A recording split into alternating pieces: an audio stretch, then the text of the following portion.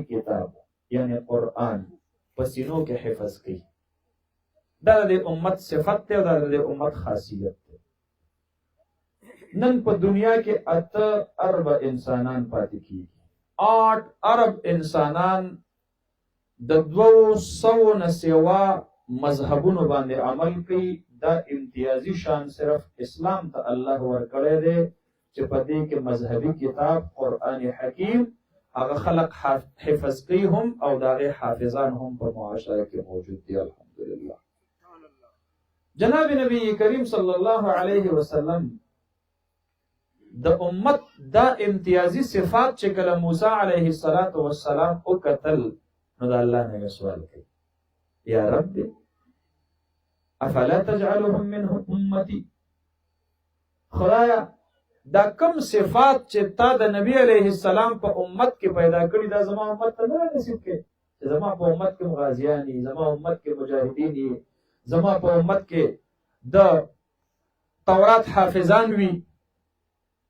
الله دا سعادت ما ته نه راکړي چې د محشر په میدان کې زما شاتم په سونو زرګونو په لکونو باندې تورات حافظان ولاړ وي لکه څنګه چې د دواړو جهانو د سردار مبارک شاته به د لکونو کرونو په تعداد کې د قران کریم حافظان الله را پاسي.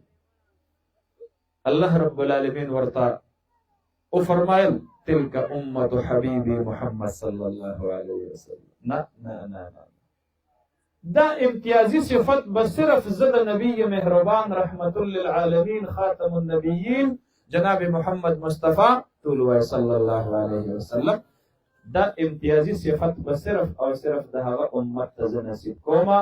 ان الحمدلله د صحابه کرامو د زمانې نه راواخله تر اوسه پورې دا سلسله را روانه ده. د امت د بچو په سینو کې قران کریم محفوظ وي. د قرآن خلاف چې څوک هر څومره منسوبه بندي وکيو، هر څومره د قرآن کریم د بدلولو د منسوخ کولو په قرآن کریم کې د تبدیلی راوستلو کوششونه وکي، خو الحمدلله کو د کاغذ په کتاب کې دی بدلون راولي، خو د حافظ قرآن په سینه کې بدلون نشي راوستلی.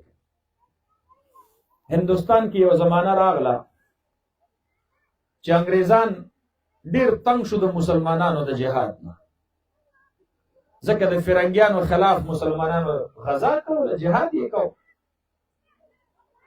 نو مدرسې یې ختم کړلې، علما یې قتل کړل، د سکولونو نه د قرآن او د حدیث او د بخاري او د هدايه کلاسونه وباسل. نو اخیرنۍ حربه دا استعمالول وی جماعتونو نه قرآن پاکونه راغونډ کړي.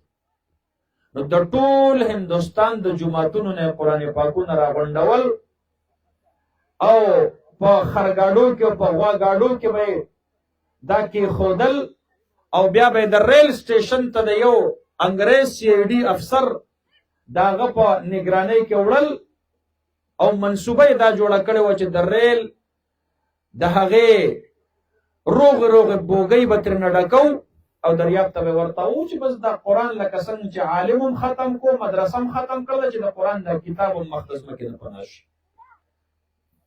یو کس روان دی او د قرآن پاک نسخې انبار کړي دي بیلګاډي په غواګاډي کې او د ریل سټیشن ته وړي. په لار باندې یو عالم په نظر کېږي نو تاسو تر نه کوي څه ودا څه کوي دا قرآن پاکونه دي زموږ د دین کتابونه دي او وې دا چرته وړي وې دا خو صاحبانو آرډر کړی دی چې ټول د ریل سټیشن ته راغونډ کړي. وې تا ته پټه خبره کوم بل چاته نه کوم. مولانا صاحب منصوبه دا ده چې د مسلمانانو د معاشرې نه قرآن ختم کړي. وې ښه داغه سره یو کچ ماشوم بچی روان مورخین لیکلي دي وی هغه ورته وی چې د قرآن کریم نسخې خو به ته دریاب ته ورتاوي کې خو د زما ماشوم بچی چې لا بالغ شوی نه دی 1.5 سپاره قرآن پاک الف لام میم نو والناس پورې د ته یاد دی حفظ یې کړی دی د د سینې نه قرآن سره ختم. الله اکبر. الله رب العالمین د خپل کلام پاک حفاظت کوي، په خپل وعده کړی دا انا نحن نزلنا الذکر وانا له لحافظون.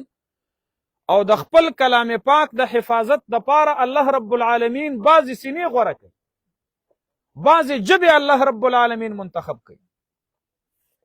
شکر وباسه استاسو په دې کورنو کې الله رب العالمین د قرآن پاک حافظ جوړ کو وای الحمدلله.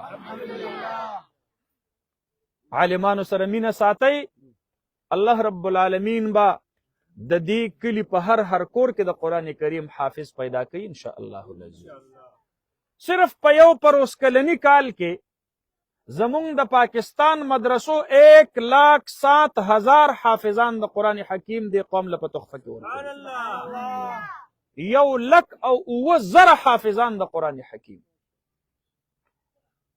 او دا د قرآن کریم د تلاوتونو دا انګازې چې د دې جماعتونو نه راخیږي. یو صحابي دی هغه فرمایي سمع علي بن ابي طالب زجة ناس في المسجد يقرؤون القرآن ويقرئونه. حضرت علي صاحب په یو لار روانو، د یو جماعت نه د ماشومانو د قرآن کریم د تلاوت اوازونه راووتل. هغه شور شغب چې کله حضرت علي صاحب واورېدلو خپه نیولی شو، ودرېدلو او وی فرمایل ان هؤلاء احب الناس الى رسول الله صلی الله علیه وسلم. وی دا کسان ندي، دا قرآن ته چې ناس ماشومان دي، دا په مخ د ځمکه باندې د دواړو جهانو سردار مبارک ته د ټولو نه خوښ او محبوب مخلوق دی. دا زمونږ او ستاسو چې ورته چڼي وایو، دا زمونږ او ستاسو په نظر کې چې سپک ښکارېږي، د دوی د برکته الله رب العالمین د ډیرو عذابونو د هغې نه مونږ او تاسو محفوظ ساتلي. یو حدیث مبارک درته وایم، بیا دعا د خیر کوو.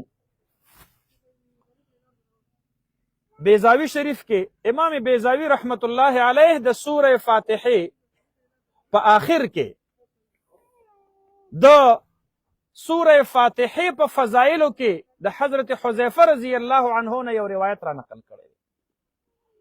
حذیفه ابن یمان رضی الله عنه صحابي دی او دا په صحابو کې د جناب نبی کریم صلی الله علیه وسلم رازدار صحابي دی. رازدار نبی علیه الصلاة والسلام بر رازونه دته ویل او د په سینه کې کېښودل. هغه فرمایي وی ما د نبی علیه الصلاة والسلام مبارک نه واورېدل کله کله الله رب العالمین په یو کلي د عذاب فیصله وکړي. ان القوم لا يبعث الله عليهم العذاب حتما مقضيا اتل فیصله. الله فرشتو ته فرمایي فرشتو په پلان کې تاریخ، په پلان کې ټایم، په پلان کې ورځ، په پلان کې کلي باندې دا عذاب ما د طرف نه توی شو، ځان ریډي کوي. فيقرأ صبي من صبيانهم من الكتاب. په دې کلي کې یو ماشوم یو هغه لاړ شي او د کلي د جماعت مولوي صاحب ته مخې ته کیني او قاري صاحب ته او د قرآن د زده کړې وړمبۍ ورځ وي. قاري صاحب ورته وایي بچیه بسم الله الرحمن الرحیم د الحمد نه شروع کړي الحمدلله رب العالمین. او دا ماشوم په وړمبۍ ورځ باندې د سورې فاتحې وړمبي آیاتونه زده کوي او تلاوت کوي. الله رب العالمین فرشتو ته فرمایي فرشتو په دې کلي کې یو ماشوم دی هغه ماته رحمان او رحیم وایي. نو فيرفع الله العذاب عن تلك القرية ل40 عاما. الله د دغه کلي نه د را روان 40 کالو د پاره د یو بچي د تلاوت د برکت عذاب اوچت. مدرسې آبادی کوي، بچي خپل د قرآن پاک حافظان کوي، دې کې الله د دنیا او د آخرت د دواړو کامیابي کې ښودلې ده. او څوک چې مدرسه میټاوي او قرآن ختموي او حافظ او عالم ختموي دا ممکنه نه ده. دا د الله دین دی او حفاظت به څوک کوي؟ الله به کوي. او مونږ او تاسو به د دې قرآن د درسګاهونو د علماو د مدرسو د دې به ملاتړ یو، د دې به ملګري یو چې په دنیا کې مو قرآن او اهل قرآن د سینې سره ونیسل، په آخرت کې به ورسره الله رب العالمین حشر نصیب کوي.